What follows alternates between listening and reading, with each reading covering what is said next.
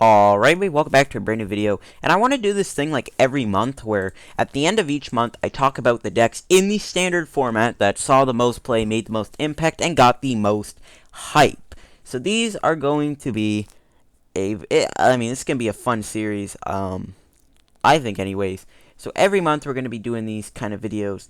And to start it off, well, actually, I did this back in January or February, but now we're going to be doing it in March, and we're going to be showcasing the decks that made the biggest impact in the standard format for March 2016. So, to start things off, we have the Slowking Seismitoad deck, or really just Slowking. Slowking sees play with Seismitoad, and it's been popping up recently. So, Slowking's got the ability Royal Flash. You can move an energy from your opponent's active Pokemon to one of your bench Pokemon. You can just move an energy that they need and then move it to something useless. And that is pretty powerful. It's good disruption. Now, the Seismitoad Slowking deck is apparently more of a deck-out deck than anything. So, obviously, it's going to be a good deck because Slowking works well with Seismitoad. Seismitoad has the attack Waking Punch, which is disruption. And I know Squeaky made a video on this, so yeah, you guys can go watch that video if you want, if you know Team Fish Knuckles. And obviously, they showcase the deck pretty well and showing off like how deadly the Slowking Seismitoad deck is in Standard. The next Standard format deck is Greninja Break. So Greninja Break has been getting a lot of hype. Pokemon themselves even hype this up on their website. So Greninja Break has the ability Giant Water Shuriken, and that's pretty strong, but the big reason why isn't because of the ability, it's because of Frogadier. Frogadier allows you to get 3 Frogadiers into play, which is just crazy because then the next turn you can get like all your Greninjas in play. And that's just crazy because you have these Greninjas with Water Shuriken that does 30, and then you have the other Greninja that does like 80 damage for like 1 energy. It's pretty insane how good the Greninja Break deck is.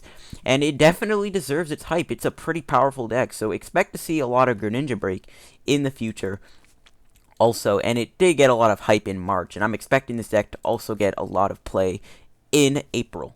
The next thing is, the next hyped is obviously Garbodor. Now, Garbodor has that ability Garbo Toxin, and this has just been getting hyped because the ability alone is really powerful. And when you factor it in with other things and certain stuff, you can really do a lot of things with that Garbo Toxin ability.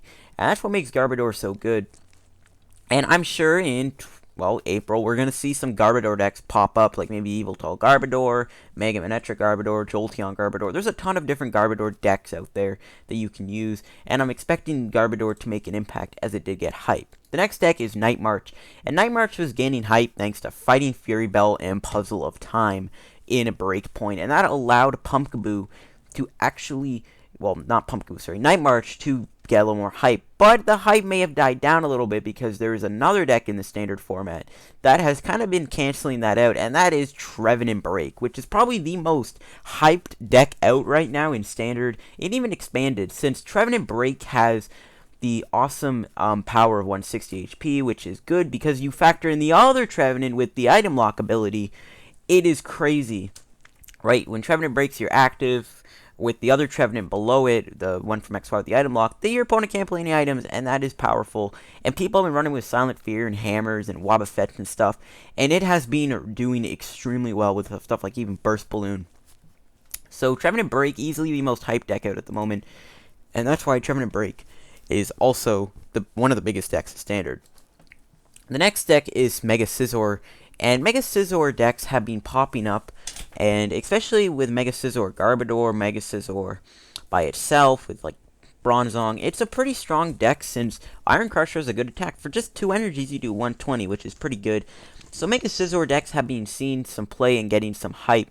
So do expect Mega Scizor to, make more of an impact in April.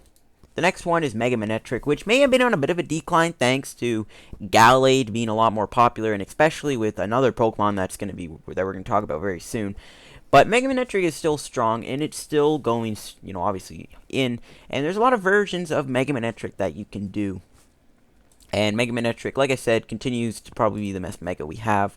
Next is Jolteon. Now, I don't actually own any Jolteons just because they're really expensive, and I'd rather not spend like 40 packs on a Jolteon when I know their price is probably going to drop when we get generation packs a little more easily, or yeah, you know what I mean.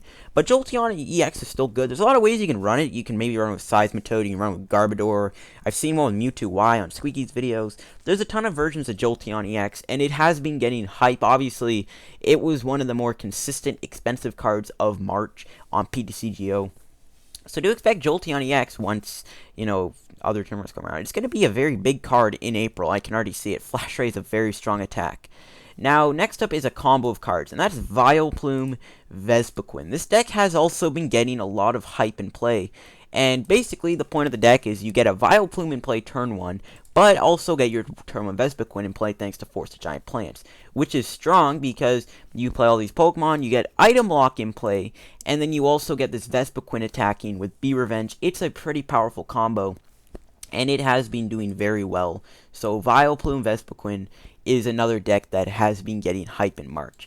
Obviously, you have the other underdogs like Entei, Charizard, really just Entei decks, which have kind of also declined a little bit. Not really declined, but they're not as popular, but, you know, they're still pretty powerful decks, and definitely ones to use, especially with the new Fuller Charizard we got. It can make your decks look even sexier. So this is just another deck that's been performing pretty well.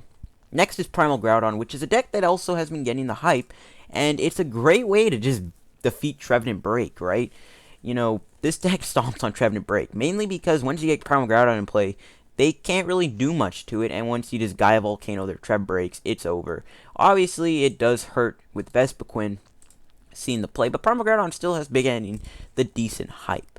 And the next one is probably, in my opinion, going to be the biggest card in April, the biggest deck in April, and that's going to be Garchomp decks. Garchomp is an insane card, okay? Stage 2, free retreat, fighting Pokemon. You can abuse all the fighting tools you have, strong energies, fighting stadiums, Focus Sash. And then you have its attack Bite Off, which is just nuts. This card is all around just a very solid card.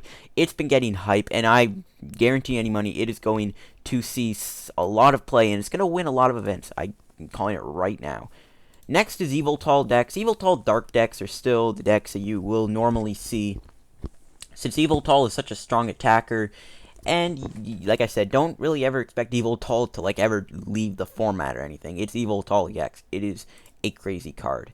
And then rounding this out, we have Hoowee X, thanks to its attack Purifying Fire, ability, Purifying Fire, and Elemental Feather being a pretty cool combo. It hasn't been seen play as much, but it's still been getting some hype. People are finding ways to run Ho-Oh, because it is a pretty strong card when you think about the combos you can do. So, those are, in my opinion, the best decks in the standard format. Let me know if I missed any cards or any decks that, you know, I should have put in here. And yeah, every month, at the end of each month, I'm probably going to make these videos showcasing the best decks in standard in that certain month, just to help you guys out, so you guys can be kept up to date, and maybe, you know, what decks you want to run and play. So hope you guys enjoyed the video, and I will see you guys later. Goodbye.